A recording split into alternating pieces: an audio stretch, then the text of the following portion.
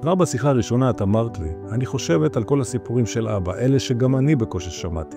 אני רוצה שהנכדים יכירו, יזכרו, יבינו. מאיפה באנו? את המשכת ואמרת, בדקתי לא מעט ברשת, מצאתי את חוויות מצולמות, ואז שמעתי עליך, משה. 24 שנים יוצר סרטי סיפורי חיים, מנציח סיפורי חיים של משפחות. ואז אמרת לי, נכון, לכל אחד יש סיפור לצלם. אני משה, איתי תעברו את כל הדרך מגיבוש הרעיון דרך התסריט, הצילום והעריכה, ועד לתיעוד מיוחד וייחודי לסרט סיפור חיים.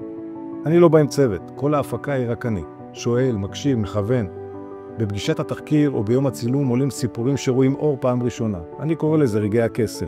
בזכות החשיבות שייחסתם לזה, הרצון והנחישות, למשפחה שלכם יש תיעוד מקורי ומרגש לדורות. אז אם גם אתם רוצים שהמשפחה שלכם תזכה במתנה הזאת, דברו איתי וניצור ביחד את סרט סיפור החיים שלכם. כי לכל אחד יש סיפור לצלם.